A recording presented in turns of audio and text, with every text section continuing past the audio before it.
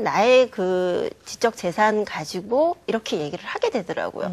그러니까 지금은 그것보다는 아이한테 어떤 그 말하기에 어떤 기술을 익혀준다기보다는 토양을 만들어주는 그 타이밍이기 때문에 그냥 거기에다가 몰두를 했어요. 네.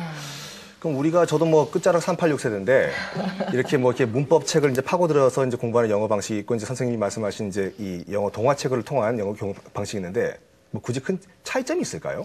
그렇죠. 그러니까 저희가 학교 다닐 때는 왜 깜지라는 거 써보셨어요? 써봤죠. 네, 단어 막 써서 그렇죠. 네. 그리고 또 씹어 먹기까지 했어요. 그래서 그냥 단어를 많이 익히고 나면 그 다음에 이제 문장을 하고 그 다음에 이야기를 하는 저희는 이제 소위 말하면 그게 이제 피라미드 방식으로 이렇게 공부를 했어요. 그래서 늘 영어 공부한다라고 하면 보캐블러리 22,000, 뭐 33,000을 해야만 되는 걸로 알고 있는데 네. 저희 아이가 배우는 영어를 보니까요 피라미드 방식이 아니라 역 피라미드 방식이더라고요. 그러니까 이 동화책 속에서 이야기를 듣고 그러고 난 다음에 그 안에서 문장을 습득을 하고 그리고 단어가 익히는 그런 역피라미드 방식을 하더라고요. 제가 간단하게 한번 소개를 해드릴게요. 보시면 지금 여기 아이들이 굉장히 좋아하는 책이에요. Five Little Monkeys Jumping on the Bed라는 책인데요. 이 책을 보시면 제일 먼저 이제 크게 써 있는 게 숫자. 5라는 숫자, 그리고 monkey, 그리고 bed, 이렇게 돼 있어요. 그럼 명사를 우리가 막 이제 단어를 잡죠. 근데 이렇게 단어를 가지고 이야기를 하고, 그 다음에는 이제 jumping이라고 하는 동사를 보고, 그 다음에 또 little이라고 하는 형용사를 읽고, 이거를 다 알고 난 다음에 이 문장을 딱 들으면 기어말로 기가 질리죠. 근데 그렇지 않고 이렇게 책으로 접근을 할 경우는 제일 먼저 이렇게 그림을 보여줘요. 그럼 그림이 굉장히 이쁘거든요. 네. 그래서 그림으로 놓으면서 몇 명의 그 원숭이가 있는지 이렇게 예. 확인을 하고 또 이야기를 들려줘요. 근데 이 이야기가 5명의 원숭이가 이제 침대에서 막 뛰다가 한 명씩 떨어져요. 한 명씩 떨어지면 엄마는 두려우니까 이제 전화를 합니다, 의사한테. 그래서 의사한테 전화를 하면 의사가 뭐라고 했냐면 No more monkeys jumping on the bed. 이거를 계속 반복을 해요. 그러니까 5명에서 1명 떨어지고 그 다음에 또 1명 떨어지고 이렇게 되니까 아이가 한 3명쯤 떨어졌을 때쯤 되면 엄마가 전화하는 신용만 딱 하면 아이가 얘기를 해요. 네. 그러니까 그렇게 이 이야기 안에서 계속적으로 통문상으로 반복을 하다 보면 자연스럽게 단어까지 습득이 되더라고요. 그런 것이 역피라미드. 예, 그렇죠. 그 책을 통해서 단어는 나중에 예. 스토리부터. 저도 이제 중학교 때 영어를 배운 걸 기억을 해보면은 한국어도 제대로 모르는 애한테 이거는 부사고, 이거는 명사고, 맞아요. 이건 동사고. 왜 이렇게 어려워요? 네, 그 정의 외우는데 시간 다 보낸 것 같아요. 네. 근데 이게 영어 동화책을 이제 계속 읽다 보면요, 이 아이가 영어를 듣는 귀가 더 빨리 뚫릴 것 같아요. 네, 그렇죠. 네. 맞습니다. 지금 진짜 어머니께서 진짜 근데 제가 봤을 때는 이제 오늘 이제 관장님한테 자녀한테 제일 맞는 방법을 해주셨던 것 같아요. 예, 왜냐하면은 그 우리 자녀분 같은 경우는 정말 엄마의 목소리를 자꾸만 들으니까 테이프 틀어주지 않으셨을 것 같아요. 그때는 이렇게 어머니가 그러니까 관장님이 계속 들려주셨을 텐데 그 엄마의 목소리가 제일 좋은 소리래요. 그러니까 왜냐하면은 아이가 뱃속에 있을 때 제일 잘 듣는 소리가 누구의 소리예요? 엄마의 소리거든요.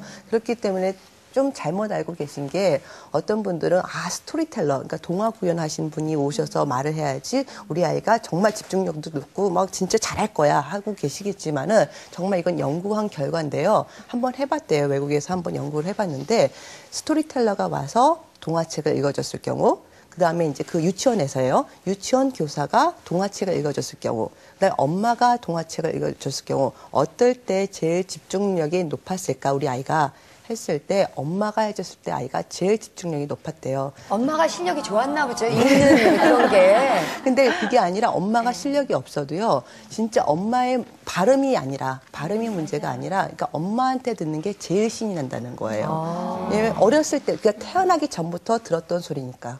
뱃속에서부터 들었던 소리이기 때문에 제일 친근감을 느낄 수 있는 소리이기 때문에 엄마가 읽어주시는 방법이 제일 옳은 방법인 것 같습니다. 네. 일단은 어머니가 먼저 영어 교육을 좀 받으셔야 되겠고요. 그러니까 엄마가 이제 테이프 듣고 네. No more monkey 이런 거 좀 연습을 이렇게 많이 발음 좀 하면 조금 부족하더라도 아이는 그게 마음 편안하게 더 집중을 잘한다는 그런 말씀이겠네요. 네.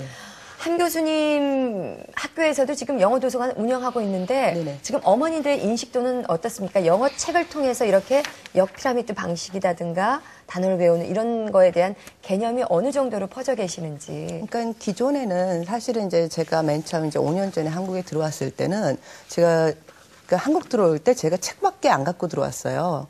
저도 이제 미국에서 한 몇 년 동안 이제 교사 생활을 하다가 한국에 들어왔는데 네. 그때 모았던 게 책밖에 없었어요. 아, 훌륭하십니다. 되게 어떤 분들은 가구며 텔레비전, 자동차까지 싸들고 오시는데 존경해 드려야겠네요. 감사합니다. 근데 책을 갖고 왔는데 그 책을 제가 어떻게 해야 될지 모르겠더라고요. 너무 많으니까. 40박스를 갖고 왔어요. 40박스를 모으다 보니까는.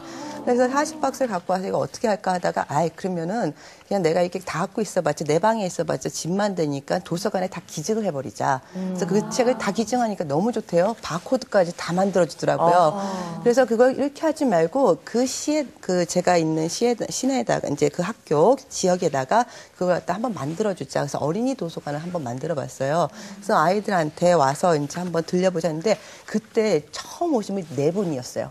그 정도로 영어 동호책으로 어떻게 영어를 공부해? 그러니까 그만큼 인식도가 없으셨다는 거죠. 근데 지금은요? 지금은 진짜 저희는 이제 100명 넘게 회원을, 왜냐면 저희가 조그매요. 그렇기 때문에 진짜 몇 평밖에 안 되는 그 장소기 때문에 많은 인원이 들어올 수도 없지만은 거기에 오셔가지고, 그러니까 책, 요즘에도 제가 이렇게 상담을 하면, 새로 오신 분이 상담을 하면 그래요. 그러니까 아이들이 막 들어오자마자 그 책장에 가서 책을 쫙 뽑아요. 그러면은 어머님이 그러세요.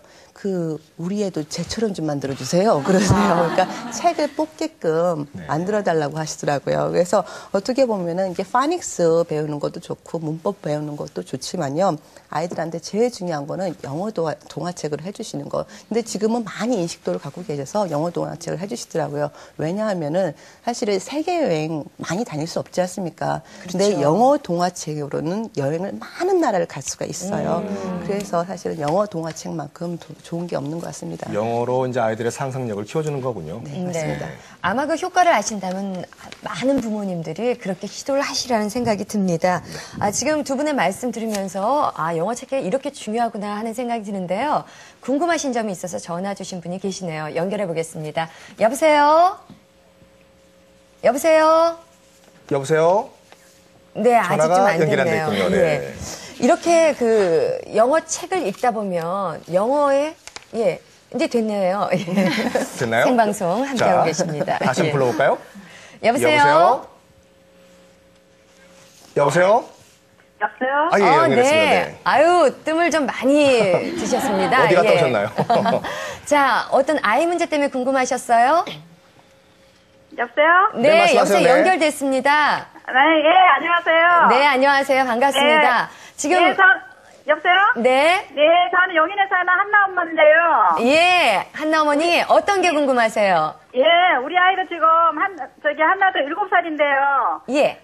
조기 교육을 몇 살부터 했으면 좋을까 하고 한번 여쭤보려고 전화드렸습니다. 지금 어떤 영어에 관한 거죠? 네, 영어에 관한 지금 거죠. 어떻게 시작해? 지금 한 번도 영어에 해본 적이 없나요? 지금 한나가? 예, 거의 손 놓고 있는 정도로. 영어 조기 시작을 안 교육을 썼거든요. 네. 영어 조기 그래서. 교육을 몇 살부터 시작을 하는 것이 가장 효과적인가 그게 궁금하신 거죠? 네네, 그렇습니다. 지금 7살이면 시작해야 되지 않을까 싶은데 어떻습니까, 한 교수님? 그러니까 제가 봤을 때는 모국어든 아니면은 외국어든 그 적절한 시기가 있는 거는 네. 있습니다. 예를 들어서 우리가 모국어, 한국어를 배우는데 몇 살이 제일 적절한 것 같습니까? 그거랑 똑같은 질문이에요. 예. 우리 아이가 준비가 되고 우리 엄마가 준비가 됐을 때가 제일 적절한 시기인 것 같습니다. 몇 살의 문제가 아니에요. 그랬을 때 우리 아이가 영어를 들었을 때 부담감이 없다. 그게 3살이든 4살이든 그럼 3살이면 어떻습니까? 그게 7살이면 어떻습니까? 그렇기 때문에 절대로 그 나이에 연하지 그 대신 좀 너무 많이 가다 보면은 아이들이 인지 능력이 딱 정해졌을 때 그때 하면 좀 늦은 감은 있겠지만 그러니까 예를 들어서 중학교, 고등학교 가서 영어 해야지 그거보다는 만약 빠르면 빠를수록 좋은 면은 있습니다. 그래서 자꾸만 조기 영어, 종이 영어 그런 용어를 많이 쓰시는데요. 그거보다는 정말 우리 아이가 준비됐다고 생각됐을 때 이걸 딱 근데 준비됐다는 거는 진짜 어느 나이를 갖다가 생각 안 하셔도 돼요. 그래서 제가 봤을 때는 그런 말을 제가 한 번 들은 적 있어요. 6세 이후에 다른 언어를 배운다는 거는요. 60세에 결혼하는 거랑 똑같다는 누가 말씀을 하시더라고요. 그만큼 늦다. 조금은 늦다. 그렇다면 지금 한나에게 처음으로 시도해야 할 만한 방법들은 어떤 게 있을까요? 환경이죠. 환경을 만들어 주시고 재미를 주셔야 돼요.